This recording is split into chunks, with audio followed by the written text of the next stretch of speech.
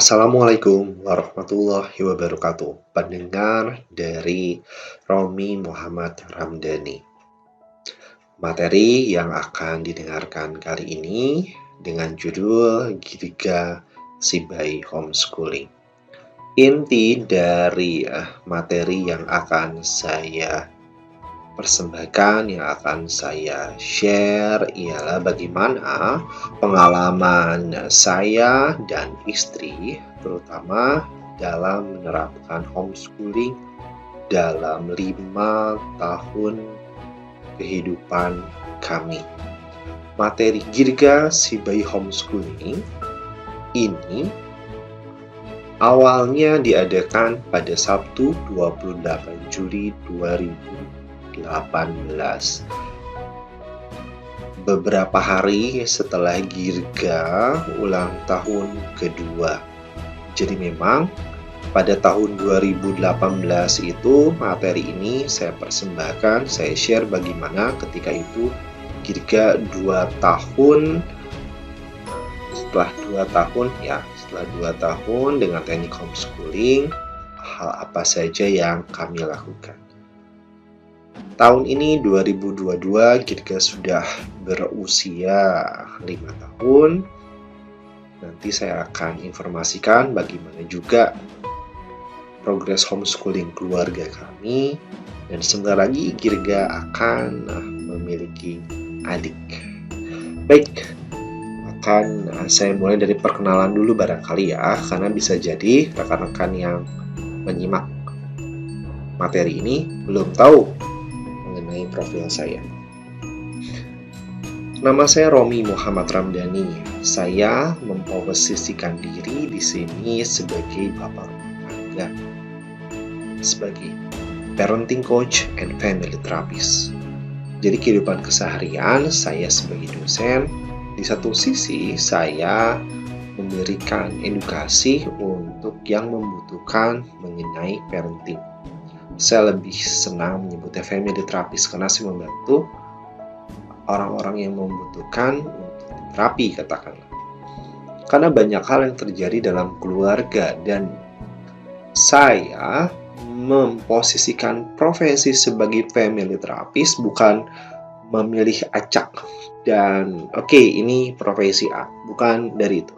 Ini lebih dari perjalanan kehidupan saya, pelajaran dari kehidupan saya dari kecil sampai dengan sekarang, sehingga saya memutuskan salah satu kegiatan yang perlu saya lakukan yang menjadi panggilan jiwa saya adalah menjadi seorang parenting coach ataupun family therapist. Bapak rumah tangga, saya sebut di sini. Sebagai parenting coach and family therapist, saya ingin menyuarakan bahwa keluarga yang utama, lainnya ikuti irama.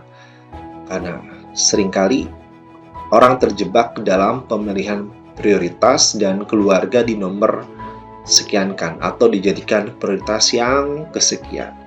Akibatnya ini nanti akan terjadi di masa depan ketika pengelolaan keluarga belum cukup optimal. Sebagai parenting coach and family therapist, saya memiliki beberapa skill. Saya memiliki beberapa skill yang memang dipergunakan untuk membantu klien-klien yang membutuhkan. Pertama, saya memiliki skill sebagai grafolog. Sebagai grafonom, saya menguasai ilmu dari grafologi. Saya menulis buku grafologi dengan judul Mengenal Diri dan Potensi Kecerdasan dengan Grafologi. Di foto dokumentasi saya ketika melakukan pelatihan di bawah private kepada sekitar orang. Lalu yang di atas bagaimana adanya konsultasi private dari orang tua, perwakilan orang tua dan anaknya. Dalam keluarga, kemungkinan konflik yang terjadi antara anak dengan orang tua adalah ketika memilih jurusan sekolah ataupun kuliah. Hal yang terjadi di fakta masyarakat, ada orang tua yang memaksakan jurusan yang bukan jadi jalan dari anak. Sehingga dalam perjalanan bisa jadi anaknya keluar sekolah, drop out, bisa jadi mogok sekolah, mogok kuliah, dan lain sebagainya. Di sini saya sebagai family therapist and parenting consultant membantu merekomendasikan sebaiknya jurusan apa yang diambil. Kurang lebih demikian. Saya menguasai ilmu dari hipnoterapi. Ini dokumentasi ketika saya melakukan pelatihan dan juga ketika melakukan hipnoterapi. Apa fungsi dari hipnoterapi yang saya lakukan terhadap klien-klien dari orang tua ataupun anak? Ketika adanya konflik dalam keluarga ataupun hal yang disebut dengan masalah, ada kecenderungan gangguan psikis yang terjadi. Maka di sini saya membantu klien-klien dengan hipnoterapi. Gangguan psikis yang menahun ini bisa mengakibatkan fisik. Karena itu memang dalam keseharian saya memahami juga bagaimana teknik dalam beryoga. Ini salah satu contoh saja, tidak terkait dengan parenting secara langsung. Ini tapi bagaimana ketika ada orang bermasalah pada kebiasaan menyimpan dompet dan adanya postur yang kurang seimbang, yang akan berpengaruh pada hal-hal lainnya tentu saja. Terapi postur. Saya memiliki pengalaman pelatihan sebagai penyiar di DJRI, Radio Announcer School, kemudian magang di Ardan Bandung, tempo hari ditempatkan di Ciwok.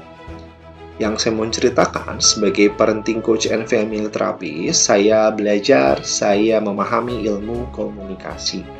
Hal ini yang kadang luput dari keluarga. Bagaimana komunikasi koordinasi yang terjadi dan celakanya miskom menjadi bagian memicu konflik. Dalam keseharian ilmu komunikasi saya terapkan ketika ada panggung MC, acara nikahan, acara formal, panggung besar, panggung sangat besar, panggung relatif kecil, pelatihan komunikasi saya tekuni, tawaran siaran saya juga bagi saya menyenangkan. Itu dia. Kombinasi-kombinasi kemampuan-kemampuan yang memang menurut saya dibutuhkan. Oh iya, saya ketinggalan. Satu lagi, saya memiliki sertifikasi ataupun kemampuan sebagai mediator. Rasanya luput saya masukkan di sini. Mediator adalah orang yang melakukan mediasi, orang yang mempertemukan bagaimana orang-orang ini perlu berdamai. Harapannya ada titik temu kesepakatan antara orang tua dengan anak, antara orang tua dan orang tua, antara pasangan, antara anak dengan anak, adik dengan kakak. Itu yang ingin saya bantu. Lantas, bagaimana pengalaman saya mendidik sebagai parenting coach and family therapy sehingga saya cukup paham gambaran peta beragam usia. Saya memiliki pengalaman mendidik anak tingkat playgroup dan sekolah dasar ketika aktif sebagai guru atau profiler di sana di Prodigy, lembaga pendidikan optimasi anak. Letaknya di Bandung dan Jakarta, saya punya pengalaman di dua kota tersebut. Naik ke level pendidikan lainnya, saya memiliki pengalaman mendidik anak tingkat SD dan SMP ketika sebagai guru di bimbingan belajar Segi 5 dan juga sebagai pelatih di patroli keamanan sekolah PKS. Jadi saya cukup familiar bagaimana kebiasaan dari anak-anak usia demikian. Di tingkat SMA, saya memiliki pengalaman sebagai pelatih karate dan silat beberapa tahun. Saya melatih anak-anak SMA. Ini tidak langsung ya, barengan. Jadi awalnya saya aktif di karate, kemudian saya aktif di silat, dan keduanya diamanai sebagai pelatih, sehingga ada pengalaman untuk melatih anak-anak SMA dan di sana ada atmosfer lah yang saya rasakan bagaimana untuk mendidiknya. Untuk tingkat mahasiswa-mahasiswi, saya memiliki pengalaman sebagai dosen di STA Bagasasi, Universitas Widyatama, ITENAS, Universitas Telkom, Unjani, dan ada teks yang ketinggalan di Universitas Terbuka. Selain dari tingkat sekolah formal, pengalaman mendidiknya tentu saja klien-klien ataupun orang-orang perusahaan yang memiliki kesepakatan kerjasama pelatihan dengan. Nah, itu dia prolog mengenai profil saya. Kita akan mulai materi Gergasi Homeschooling mulai dari alasan. Apa sih alasan orang-orang melakukan homeschooling? Bukan hanya di Indonesia, barangkali di dunia. Sebelum ke sana ke definisi ya. Homeschooling bila didefinisikan dalam bahasa Indonesia adalah sekolah rumah. Orang-orang miskonsepsi salah paham tentang dianggapnya bahwa anak itu belajar hanya di dalam rumah. Bukan itu maksudnya. Secara singkat, yang saya pahami dari pembelajaran di sana ke sini, bahwa homeschooling adalah ketika orang tua bersedia mengambil tanggung jawab mendidik langsung anak-anaknya, ataupun anak, satu ataupun banyak. Orang tua pada umumnya meminta bantuan kepada lembaga pendidikan untuk mendidik. Nah, homeschooling ini yang megang kendali tanggung jawab utamanya orang tua. Orang tua mengambil tanggung jawab secara langsung, nanti bantuannya, supportnya bisa dari lembaga-lembaga untuk mengasah siswa. Lantas, apa alasan biasanya ada orang tua memutuskan anaknya untuk homeschooling? Yang pertama, keluarga berpindah-pindah. Keluarga pindah-pindah tempat karena kerjaan atau apapun. Sehingga orang tua menganggap ini akan lebih stabil pendidikannya ketika langsung dikelola oleh orang tua. Karena pindahnya bukan sekedar kota, bisa jadi juga negara. Ini terjadi. Alasan yang kedua adalah ada orang tua yang memiliki dasar pemikiran bahwa pendidikan yang terjadi yang dialami oleh orang tua ataupun oleh anaknya kurang sehat. Ambil contoh gambar di sini. Diibaratkan di sekolah para binatang yang kepala sekolahnya adalah seorang manusia lalu mengatakan, "Everybody has to take the same exam. Please climb the tree." Ada ujian nih, maka peserta didik di sekolah binatang ini memiliki ujian yang sama, itu panjat pohon. Masalah yang terjadi adalah yang akan lebih jago untuk memanjat monyet. Lantas bagaimana gajah akan memanjat pohon? Bagaimana ikan akan memanjat pohon? Dan itu hal yang terjadi ataupun hal yang dialami pada pendidikan. Orang disamaratakan, diminta untuk melakukan hal yang sama, dianggap ahli pada hal yang sama, padahal pada faktanya manusia berbeda, perlu dilakukan berbeda juga. Dengan demikian, akan memiliki keahlian berbeda yang akan saling melengkapi. Akibat yang paling fatal adalah burung bisa melupakan potensinya. Burung melupakan keahliannya untuk bisa terbang dan hinggap di pohon karena tujuan dan dilatih hanya untuk memanjat pohon. Inilah alasan orang tua memilih homeschooling, menghindari bergantung pada sekolah formal, mewaspadai tertutupnya adanya potensi diri dan anak. John Holt mengatakan what children need is not new and better curricula, but access to more and more of the real world. Beliau mengatakan bahwa masalah di pendidikan ataupun yang diperlukan di pendidikan bukannya pergantian kurikulum. Tahun ini akan ganti kurikulum, besok ganti lagi, tahun depan ganti lagi, 2 tahun kemudian dan sebagainya. Menurut John Holt, yang dibutuhkan adalah bagaimana anak itu dihadapkan pada realita pertumbuhan perkembangan dunia dan setelah tahu berusaha untuk siap beradaptasi. Karena seringkali hati-hati jangan-jangan kurikulumnya kurang sesuai dengan keadaan dunia nyata. Hal lain yang menjadi pertimbangan orang tua menerapkan homeschooling adalah biaya pendidikan. Biaya pendidikan memang beragam di beragam sekolah ya. Bisa jadi dianggap harganya biasa saja, biasa dianggap mungkin terlalu tinggi. Ini menjadi salah satu orang, saya sepakat untuk homeschooling karena variabel biaya pendidikan menjadi dianggap kurang proporsional bagi beberapa orang tua. Beberapa orang tua memilih homeschooling dengan alasan memiliki anak yang berkebutuhan khusus, special needs. Saya dalam memaparkan hal ini sebenarnya bingung untuk mencari kata. Karena sebenarnya manusia itu memiliki kebutuhan khusus, semua manusia pada intinya. Karena berbeda. Mungkin yang lebih tepat saya maksudkan ketika anaknya dimasukkan ke sebuah lembaga pendidikan itu akan menolak karena dianggap bahwa yang sekolah umum ini perlu adanya keseragaman. Mungkin demikian ya, tapi semoga Anda paham maksud dari sini.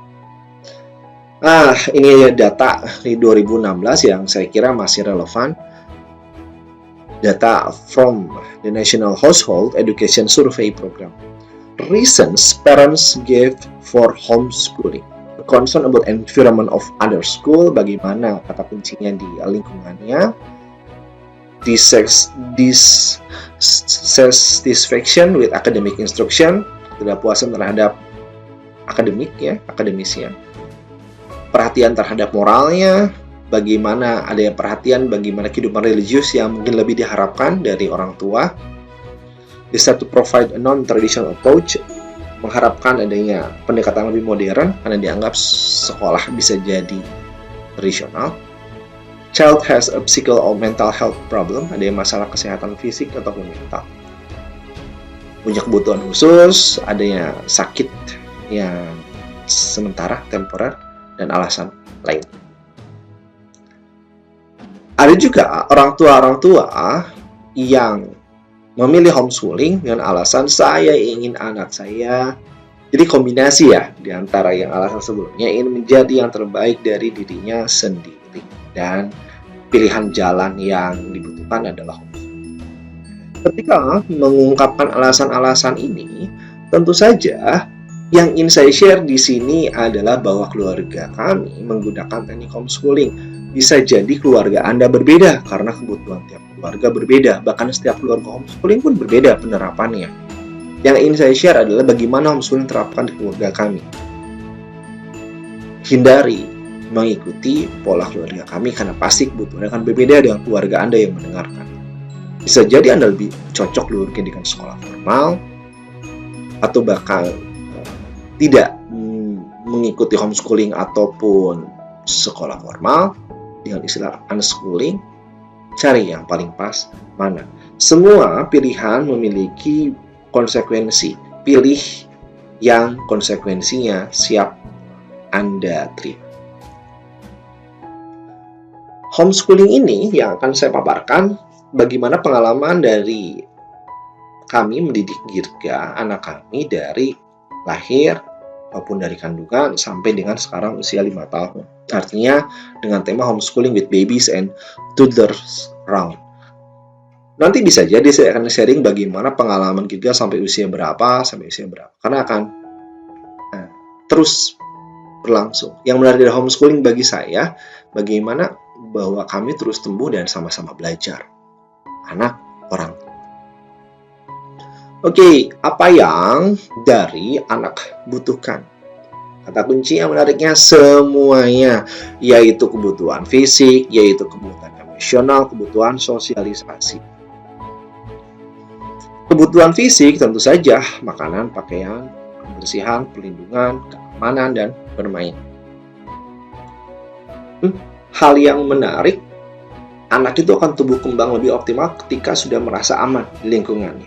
Bila tidak, dia akan banyak diketakuti oleh banyak ketakutan, sehingga akan banyak melakukan penolakan terhadap pilihan kehidupan. Nah, terhadap bantuan fisik, hati-hati. Kenapa dikatakan everything? Anak bukan hanya membutuhkan support uang ataupun pembelian kebutuhan dari orang tua yang berdampak kepada fisik. Semua solusi menjadi ke fisik. Bukan hanya itu. Banyak secara emosi, keamanan ya, adanya pendampingan, adanya perhatian, penjagaan, pemberian kasih sayang, harapan, bagaimana sosialisasi dari yang usianya sama ataupun yang secara vertikal ataupun yang secara horizontal. Doa saya ketika keluarga kami memilih untuk homeschooling adalah kami memiliki ikatan keluarga yang kuat, yang lebih kuat, bonding yang lebih baik. Mengapa bonding yang lebih baik ditekankan di sini?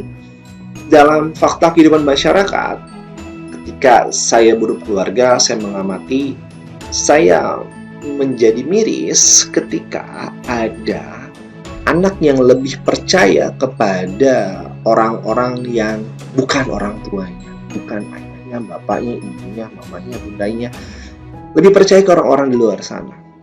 Pertanyaan dari saya, kok bisa? Bukannya selarasnya orang tua adalah orang yang paling dekat dengan anak, perlu dipercaya jadi tempat utama untuk berkonsultasi.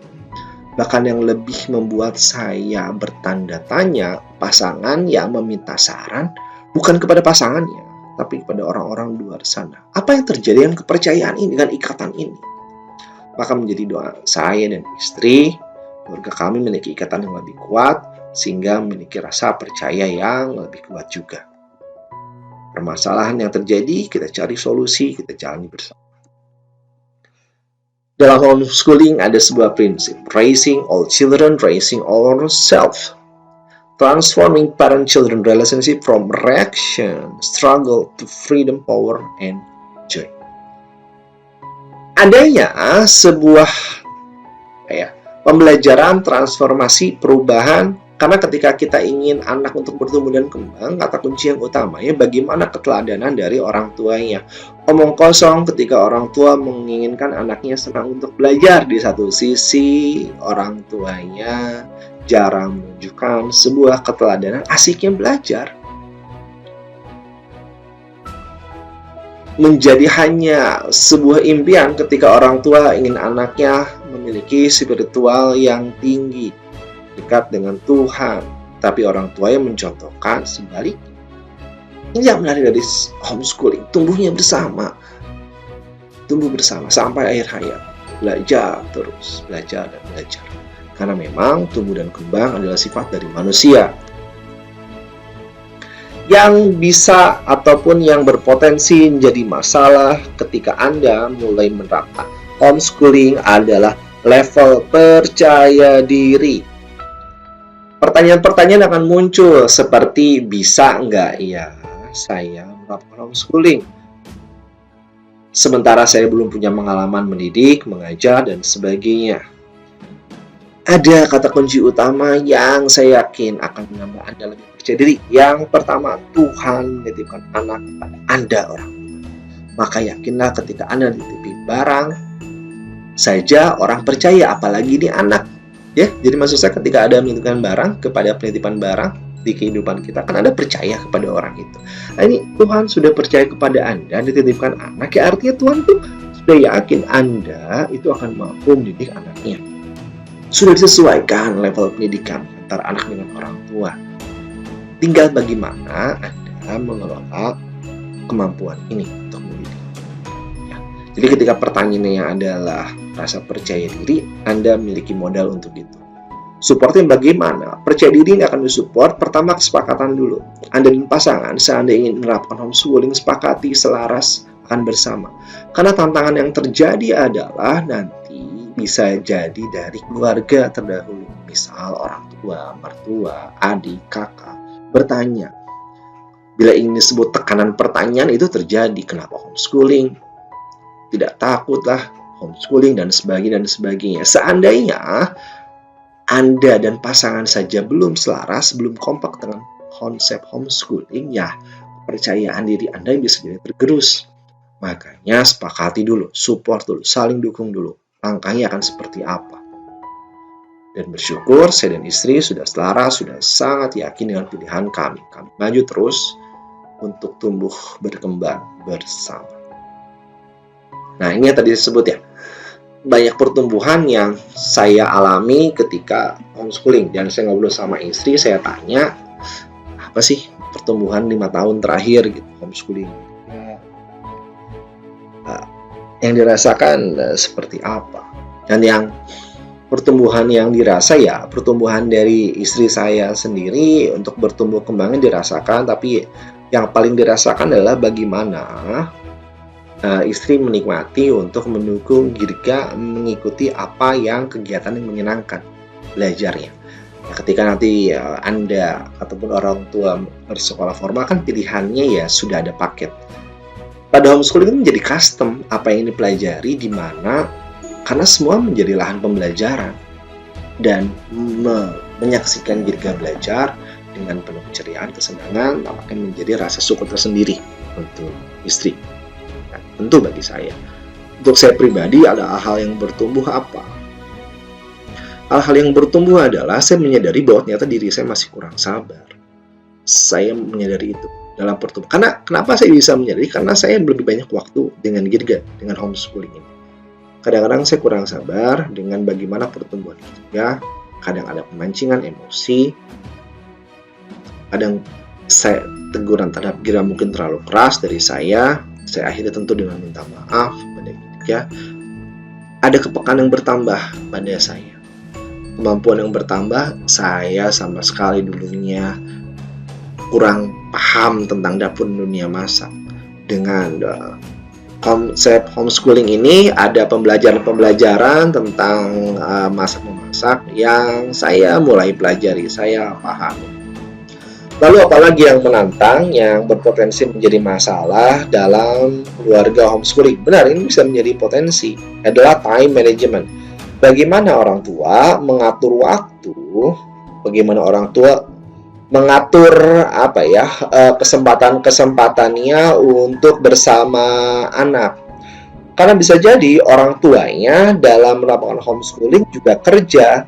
Hal ini yang biasa ditanyakan juga oleh orang-orang. Kalau saya kerja, saya bisa nggak homeschooling? Ya tergantung andanya seberapa siap untuk mengatur waktunya. Karena saya pun kerja di sini. Saya aktif, saya punya kegiatan yang sudah saya jelaskan di awal tadi. Karena bahkan sebelum rekaman ini dibuat, saya mengalami kerjaan yang memang kantoran dari Senin sampai Sabtu, bahkan ada jam masuk yang ada gitu, yang ada jamnya. Seberapa siap untuk mengatur time management ini, waktu ini? Oh ya, tadi saya teringat ya, ketika membahas homeschooling itu saya lebih sepakat, saya lebih setuju bahwa homeschooling bukan definisi dari lembaga. Ada lembaga-lembaga yang membantu untuk keluarga atau anak yang homeschooling. Tapi konsep dari homeschooling ini sendiri ya seperti saya sebutkan, adalah bagaimana orang tua memilih bertanggung jawab atas pendidikan dari anaknya. Jadi bukan lembaga ya. Saya lebih sepakat dengan demikian. Jadi bukan menjadi pertanyaan ketika Anda berada di sebuah kota, lalu Anda tanya, di kota ini homeschoolingnya di mana ya? Karena homeschooling sendiri ya, Anda dan pasangan dan anak yang menjalankannya, disupport oleh organisasi ataupun komunitas. Kembali ke time management. Sangat saya sarankan pembiasaan dari time management, kita biasakan kegiatan yang penting dan tidak penting. Apa yang mendesak, tidak mendesak, apa yang dadakan, yang terbuang. Sehingga harapannya adalah Anda bisa memperkecil atau bahkan menyediakan hal-hal yang ternyata nggak ada maknanya, kurang bermanfaat dalam kehidupan. Ya, minimal memperkecilkan bila masih sulit menyediakan, sehingga kehidupan Anda semuanya adalah urgent and important. Bagaimana definisinya yang urgent dan important, yang mendesak dan penting, hanya Anda yang tahu di kehidupan Anda. Ini untuk contoh saja. Ya, ada hal-hal yang penting namun tidak mendesak, nanti Anda bisa delegasikan bila Anda punya tim di kerjaan, bila Anda memiliki ASN. Ya, misal hal-hal yang hal yang mendesak namun tidak, hal yang penting namun hal-hal yang tadi saya sebut hal-hal yang tidak mendesak, hal-hal yang tidak mendesak namun penting bisa Anda delegasikan. Maksud saya di sana. Oke, kita masuk ke pembahasan selanjutnya mengenai children see, children do. Dalam proses pembelajaran, bahwa anak belajar optimal dari apa yang dilihatnya. Dalam homeschooling, kita menjadi atau kita sebagai orang tua memiliki kesempatan yang tinggi menjadi role modelnya. Karena hati-hati ketika nanti adanya perilaku anak di luar sana yang berkata, kok anak saya seperti ini, padahal saya tidak mengajarkan. Dan justru karena Anda mungkin tidak mengajarkan contoh yang sebaiknya, yang disarankan, yang menjadi nilai di keluarga, anak jadi meniru orang lain yang lebih dipercaya, itu yang tadi saya ceritakan. Karena perlu hati-hati. Dalam homeschooling yang untuk babies dan toddler dikatakan, ini mengerucut pada 0 sampai 6 tahun. 0 sampai 6. Bagaimana dikatakan bahwa ini adalah fase-fase dikatakan oleh banyak orang menjadi golden age, pertumbuhan optimal. Walaupun sebenarnya pertumbuhan yang lebih optimal, pendidikan yang lebih awal itu ada dalam rahim. Pertumbuhan otak dan selanjutnya. Maka ketika Anda sekarang lagi hamil, misalnya pendengar di sini, mulai dididik saja, dibiasakan. Karena anak dalam rahim, kalau saya percaya bisa merasakan apa yang dididik oleh orang tuanya. Bahkan lebih optimal dirasakan oleh ibunya, oleh mamahnya, oleh bunda yang sedang mengandung. Maka dukungan dari suami ketika istrinya sedang mengandung sungguh sangat dibutuhkan supportnya. Membantu misalnya melakukan kegiatan rumah atau apapun itu yang dibutuhkan oleh istri. Dalam homeschooling yang perlu diterapkan adalah bagaimana kita menjalani kehidupan dengan lebih pelan, santai. Karena kenapa pelan? Maksudnya karena kita memperhatikan pertumbuhan dari anak, kita menikmati, oh ya anak saya bisa atau belum bisa, lalu lakukan stimulasi, kita terkoneksi, kita menikmati kehidupan. Kenapa slow down ini perlu digaungkan? Karena saya perhatikan, mohon maaf, ada orang tua yang ingin cepat-cepat kepada anak, enak cepat. Itu sering gitu, itu sering. Ketika ada hal bahaya, gerakan cepat memang dibutuhkan ya. Ada misalnya hal ekstrim, contoh kebakaran, ya cari cepat-cepat keluar ruangan toh, kita harus cari tempat aman. Tapi dalam menjalani kehidupan, maksud saya secara umum, orang tua yang kurang sabar ingin cepat-cepat anaknya ingin bisa bicara. Tapi menariknya ketika anaknya sudah mulai bisa bicara, disuruh diam. Itu anak. Nikmati kehidupan. Kadang pergerakan hal-hal yang terlalu cepat menjadi instan itu kurang bertahan lama dan menjadi kurang sehat. Bahkan pikiran terlalu cepat akibatnya menjadi overthinking. Ya, nikmati saja, nikmati prosesnya. Nah, ini dia. Kita mulai. Ada bahasan teks hal-hal yang dilakukan oleh keluarga homeschooling. Hal pertama, sosialisasi. Bagaimana penanaman nilai, komunikasi, empati, lalu pergaulan teman sebaya pada sosialisasi ini? Beberapa pertanyaan datang kepada saya, pada istri, kepada kami, bahkan mungkin keluarga homeschooling yang lain. Ketika memutuskan menerapkan anak mengalami homeschooling, bagaimana temannya? Bagaimana sosialisasinya? Bukankah nanti anak punya teman? Ketika ada yang menganggap bahwa anak tidak memiliki teman karena anggapan homeschooling itu di rumah, dari awal landasan berpikirnya di sini sudah kurang tepat. Homeschooling itu saya katakan, saya ulangi, bahwa orang tua bertanggung jawab terhadap dengan anak, tempatnya dimanapun, kapanpun, dengan siapapun. Walaupun saya ada pernah menjelaskan definisi ini kepada orang yang bertanya, tapi ketika sudah stuck, tidak ingin homeschooling, ya pikirannya tidak menerima. Bukan masalah, karena setiap orang punya pilihan masing-masing, seperti saya katakan. Ya, yang menjadi salah saling menyalahkan.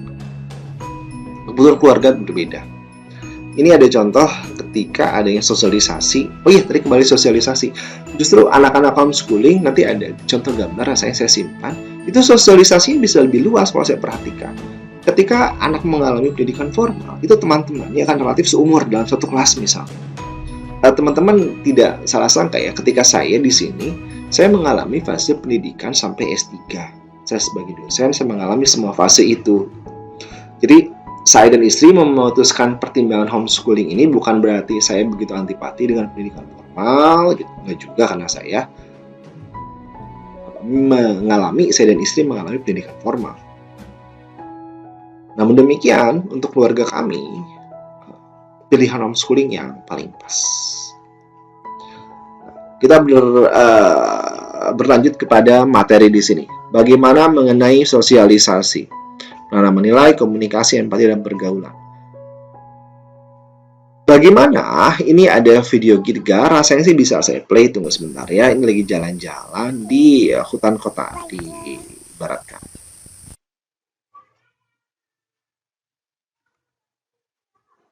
Nah, ketika lagi jalan-jalan digendong di depannya sama amehnya, menyebutnya dengan ameh. Itu panggilan aja ya, ameh. Awalnya katanya istri saya mau bilang mama, tapi entah kenapa Girga tuh lebih nyaman ngomongnya ameh. Ameh sendiri kalau dari bahasa Arab itu panggilan tante kan. Nah, bukan bahasa Arab ya, tapi ini panggilan saya Girga aja. Lagi jalan-jalan, bagaimana kami menanamkan bagi nilai untuk menyayangi lingkungan di sana. Bagaimana Girga melakukan empati, kami menanamkan nilai untuk sayang terhadap binatang. Ini contoh binatang digambarnya, bukan berarti ini pergaulan dengan teman sebaya ya. Kucing bukan teman sebaya Girga maksudnya. Nah, bagaimana saya untuk mengajak jalan-jalan Girga berkeliling dengan lingkungan seperti itu. Oke, ada nilai-nilai yang ingin saya terapkan dalam berjalan, melihatkan sesuatu, berbicara, berkomunikasi, ngasih keteladanan berkomunikasi dan jalan-jalan. Dengan teman sebaya pun kami lakukan terhadap tetangga di rumah kami di daerah kami, Bandung. Ada tetangga-tetangga yang relatif umurnya dekat, dari kecil sampai dengan sekarang saling kenal, sering saling main, berkunjung antar. Pergaulan teman sebaya itu terjadi juga. Nah, ini yang saya sebut tadi. Ketika dalam sosialisasi homeschooling, mitosnya dianggap sendiri. Dalam penyataan yang sungguh variatif. Di lingkungan, Girga punya teman-teman yang seusia. Di komunitas, nanti saya sebutkan di akhir rasanya, ya teman-teman yang umurnya itu nggak beda jauh. Bahkan yang lebih menarik, sosialisasi Girga saya perhatikan untuk yang vertikal, untuk usianya yang di atas gitu ya. Untuk yang di atas, atau mungkin nanti yang lebih bawah, itu mudah adaptasinya.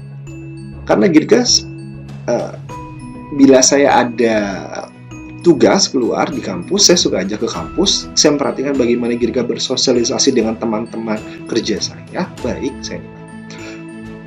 Bagaimana Girga berkomunikasi dengan orang-orang di perusahaan yang undang saya. Kan saya diundang untuk kasih pelatihan misal di perusahaan dan baik misalnya. Maka realitasnya sungguh sangat beragam. Saya bersyukur. Apalagi bagaimana yang penting dari pendidikan homeschooling, yaitu adalah membangun kebiasaan. Bagaimana self-esteem, kebiasaan dari baik yang dibangun. Ya, lebih sehat dengan kan karena ketika homeschooling kita bisa memastikan kan kebiasaan-kebiasaan tersebut ya. Feedbacknya, apresiasinya, bagaimana kebiasaan berdoa, kita lebih paham kebiasaannya. Ini ada contoh kebiasaan-kebiasaan bagaimana ada kebiasaan pribadi kami untuk berlaku baik untuk dengan banyak keluarga. Ini misal dengan orang tua, dengan adik gitu ya. Kebiasaan yang baik ini muncul seandainya anak dengan konsisten ada polanya. Kebiasaan yang saya bentuk ini kebiasaan silaturahim. Jadi keluarga saya tumbuh dan keluarga besar. Dalam sebulan misalnya ada 4 minggu, setiap minggu itu tuh di weekend tuh kami berkunjung ke karena orang tua saya memiliki tanggung jawab dalam kehidupan saya, orang tua yang banyak misalnya. Minggu pertama ke orang tua A, minggu kedua orang tua B, C, dan D misalnya. Orang tua dan mertua. Kebiasaan baik untuk silaturahim. Nanti udah tahu gitu kan tuh, oke ini waktunya kita kapan ke keluarga ini, ke orang tua ini, ke kakek nenek ini. Nanti tanpa diperintah biasanya bertanya, makanya ketika akan bertanya dalam hal ini ya tanpa perintah sudah kenal polanya. Maka Sakti sarankan untuk anak itu polanya dibuat tetap dulu, tidak berubah-ubah, biar dia cukup bisa membangun kebiasaan yang baik. Tujuannya tentu saja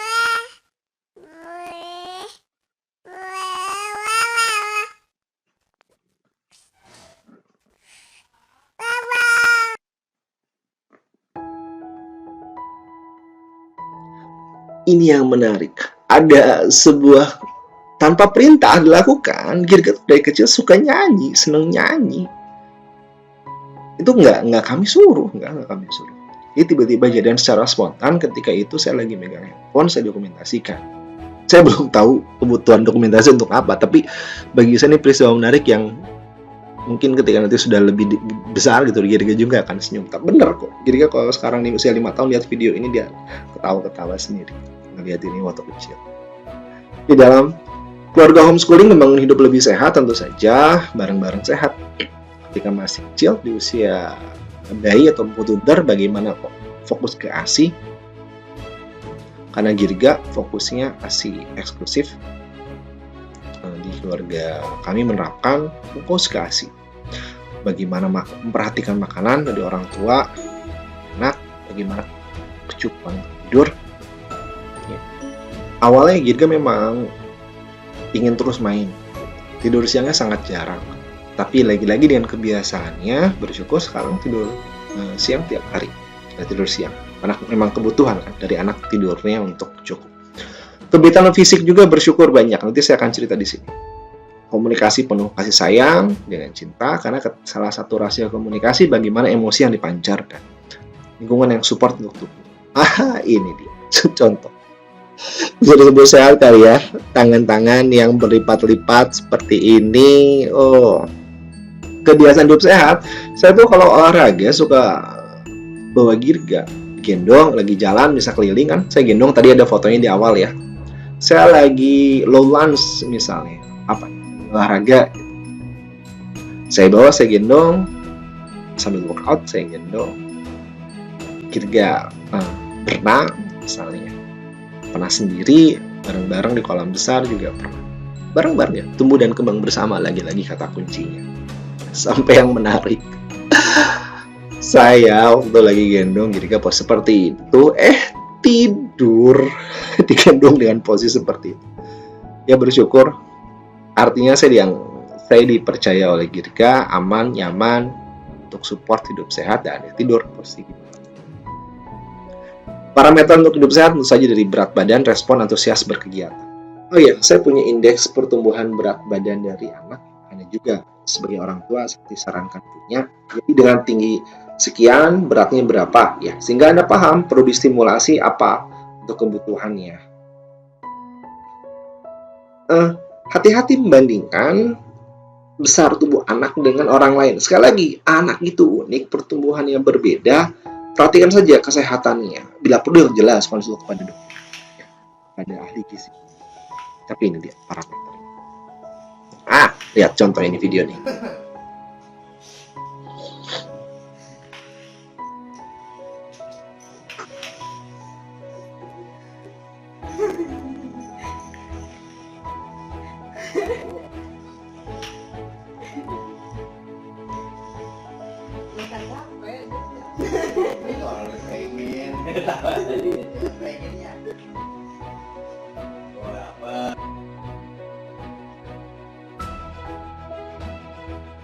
Mohon maaf Girga, ketika nonton ini bukan kami jahil, itu stimulasi dari keluarga kami untuk pergerakan merangkaknya.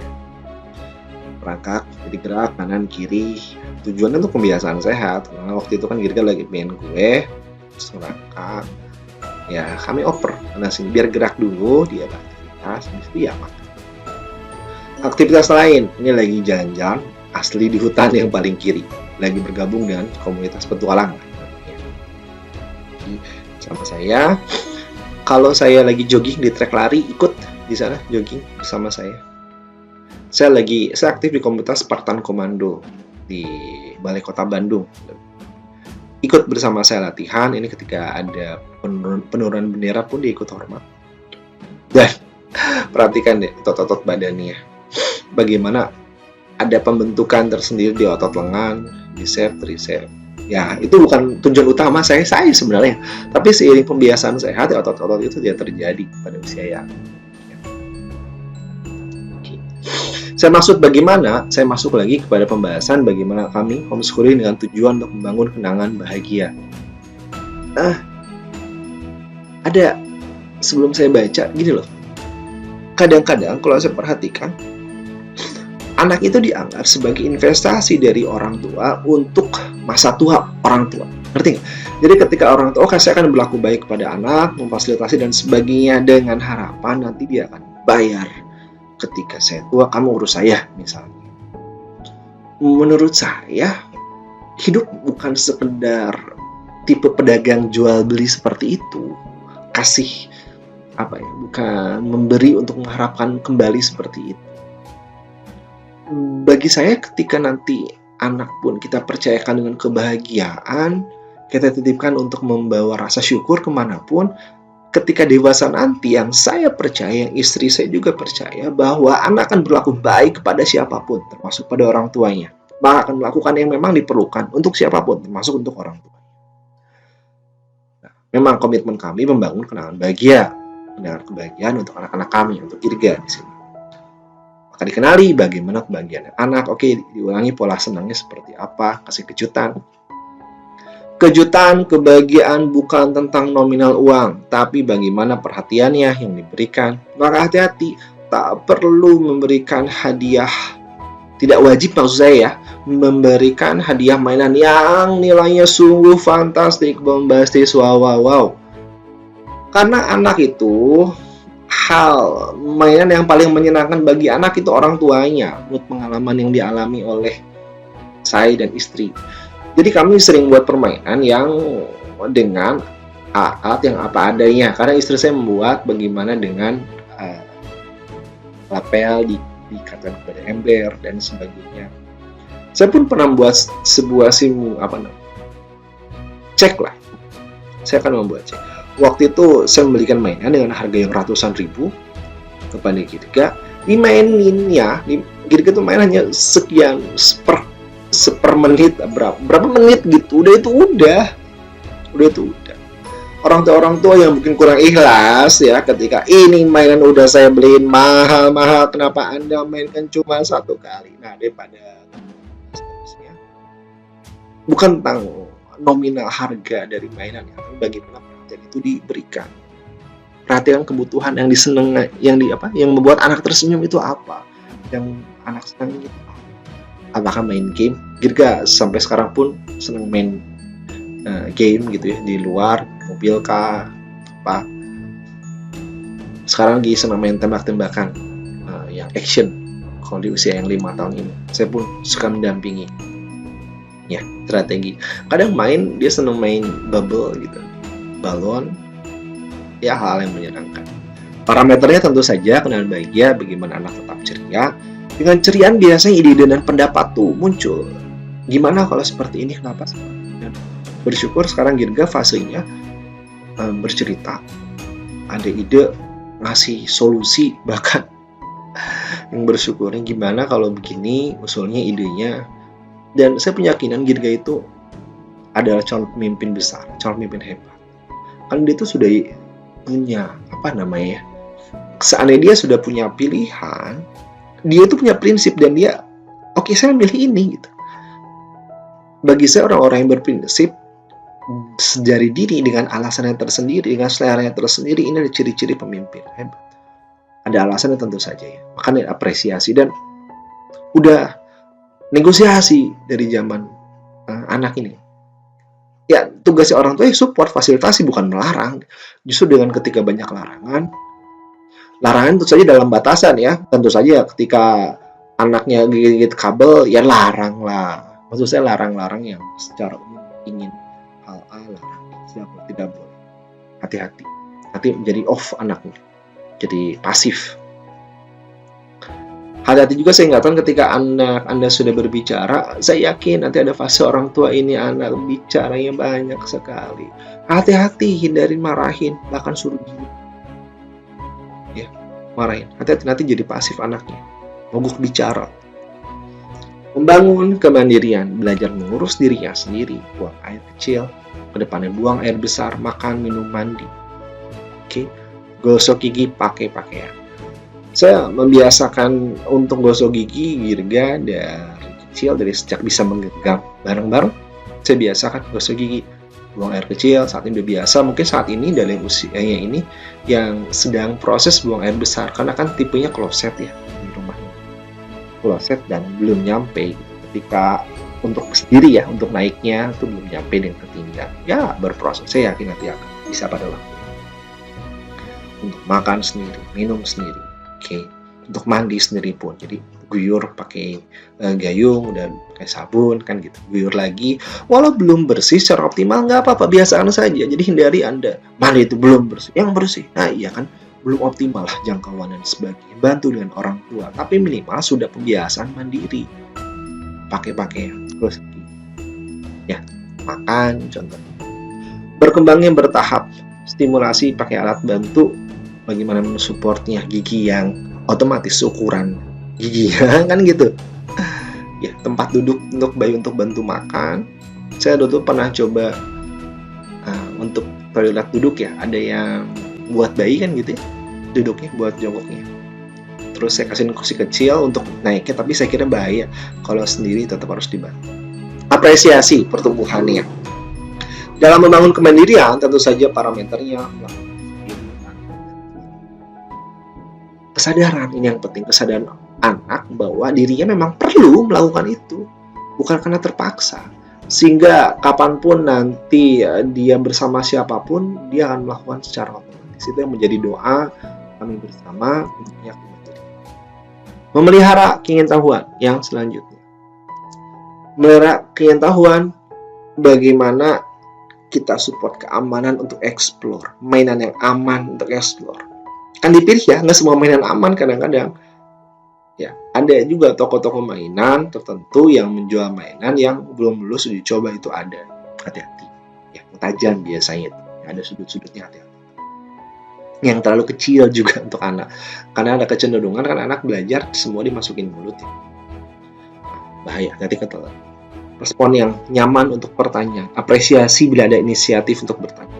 Tidak ada salah ya, apa-apa, kasih tahu aja sebaiknya seperti apa.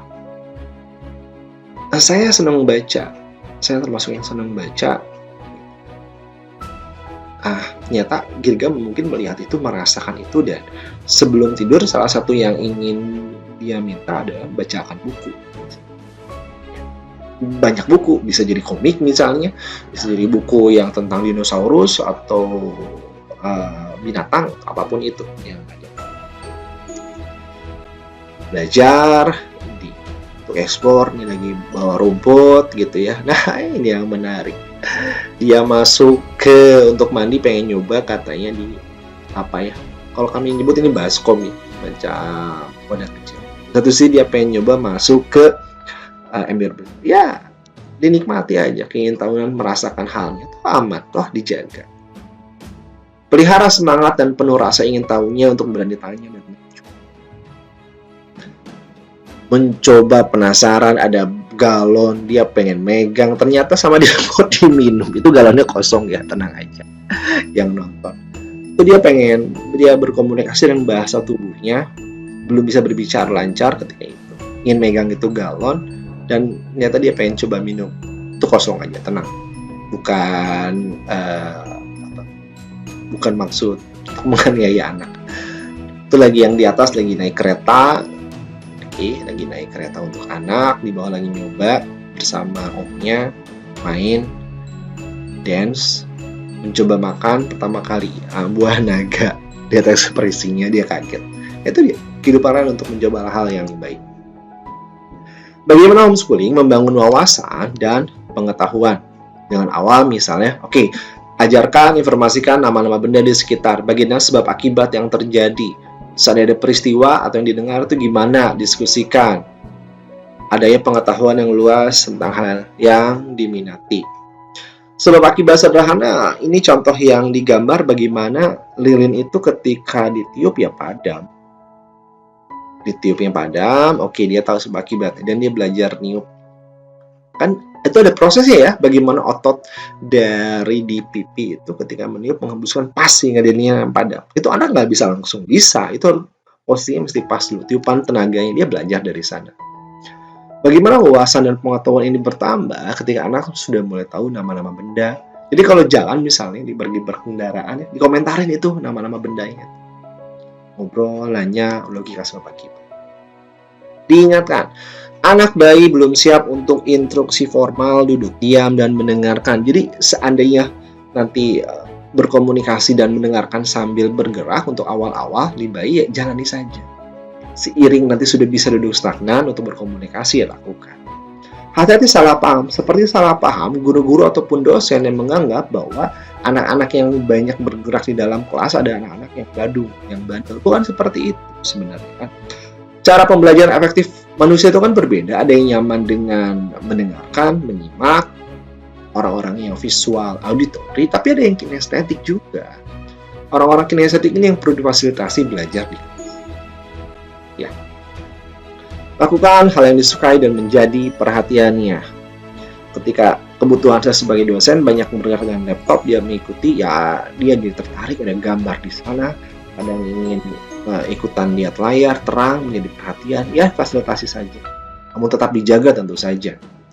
Ya, jaga anaknya, laptopnya, dua-duanya bareng-bareng. Seneng, misalnya kentang-kentang, ya fasilitasi. Seneng kerupuk, fasilitasi. Belajar makan sendiri. Fasilitasi yang menjadi keingintahuannya, menjadi wawasannya adalah dia milih mainan sendiri, masuk ke boxing, nggak apa-apa. Dia kan belajar sebab akibat juga kan, dia butuh naik seberapa derajat kakinya, ukur untuk jatuh itu berapa, apa dulu yang perlu ditahan, kepala dulu, tangan dulu, kaki dulu. Dia akan mengukur. Awalnya ragu tapi akan nanti masuk. Proses, semuanya proses. Jadi terburu-buru. Kadang-kadang orang tua yang terlalu terburu-buru, anak tahu-tahu ntar anda rasa sudah terlalu besar saja ya.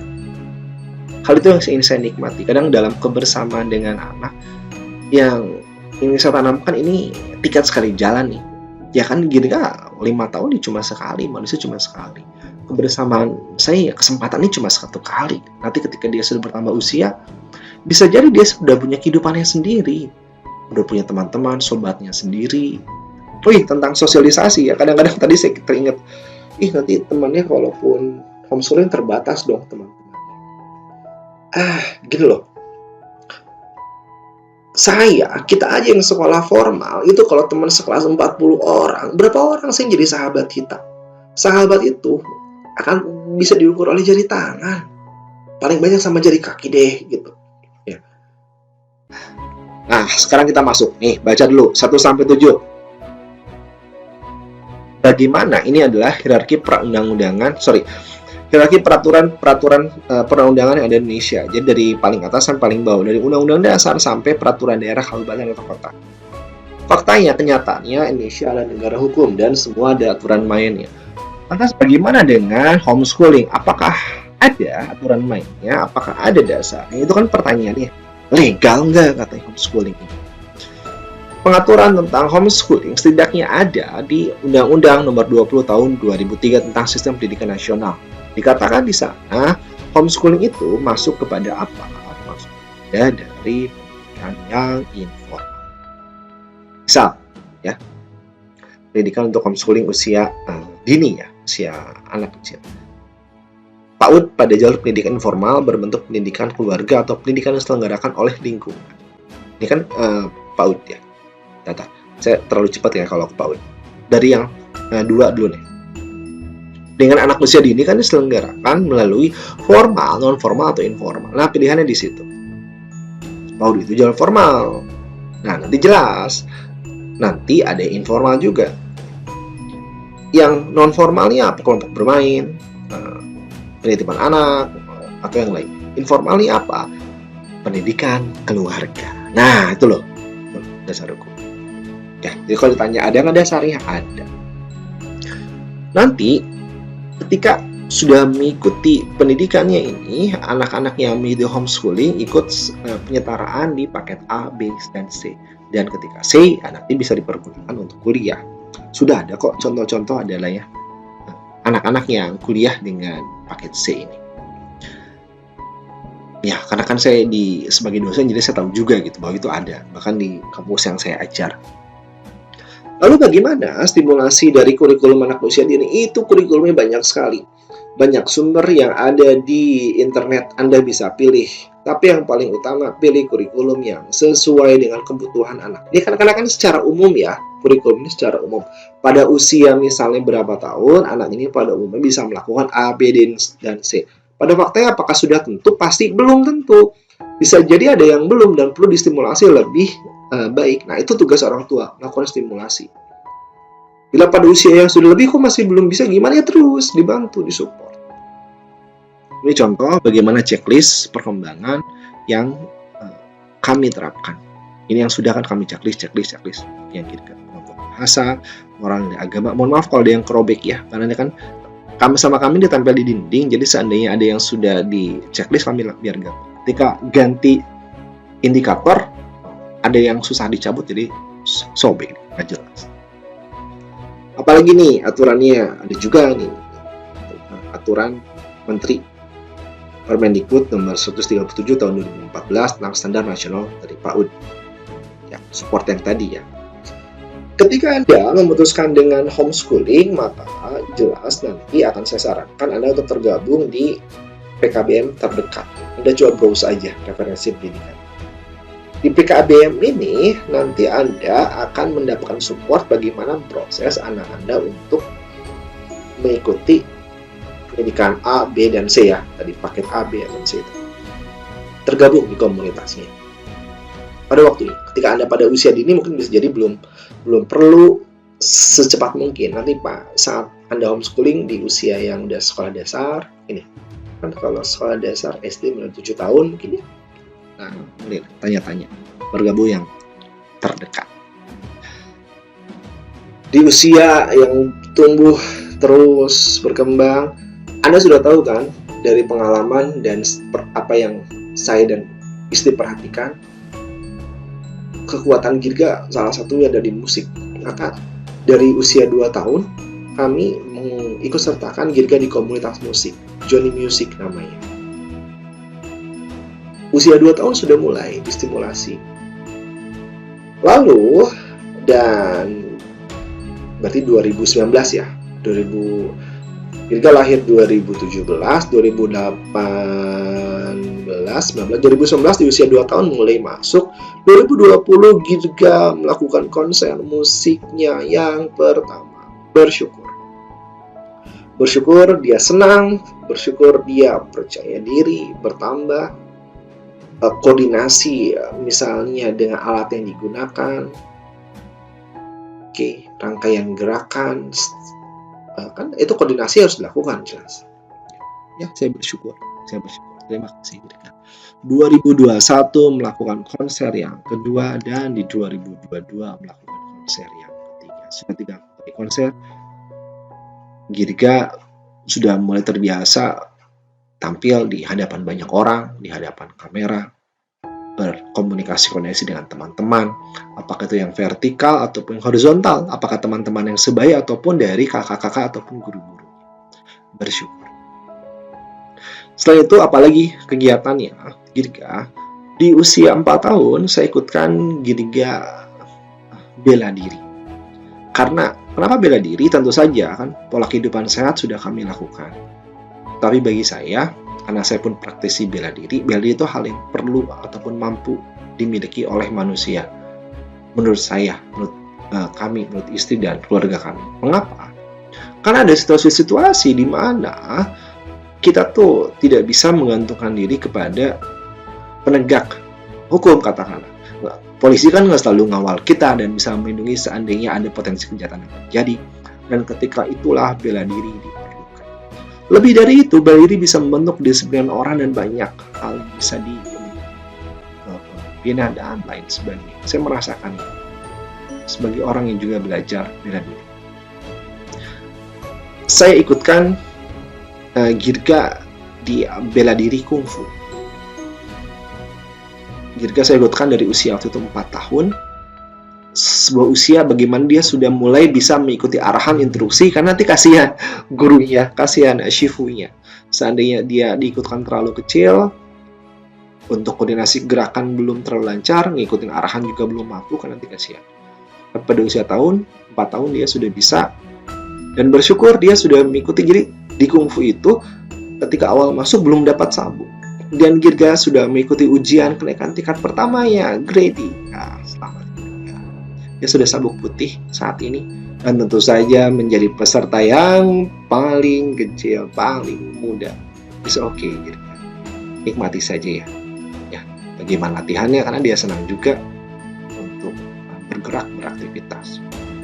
contoh yang sebelah kiri, bagaimana stimulasi aktif juga kami lakukan untuk Girga sosialisasi dengan teman-teman setaranya. Ini Girga mengikuti kegiatan semacam atletik tapi untuk anak kecil, dikatakannya funletik.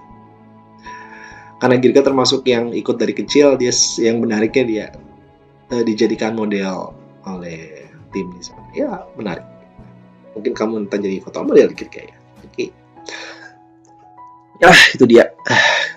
Kurang lebih pemaparan yang relatif singkat sebenarnya dari saya tentang Girga CB Homeschooling. Doa dari saya dan istri tentu saja sharing saya ini bermanfaat untuk yang mendengarkan, dapat inspirasi dan pencerahan untuk yang membutuhkan. Bila ada pertanyaan, silakan tanya di tempat yang Anda bisa tanya ke saya. Saya pamit. Wassalamualaikum warahmatullahi wabarakatuh.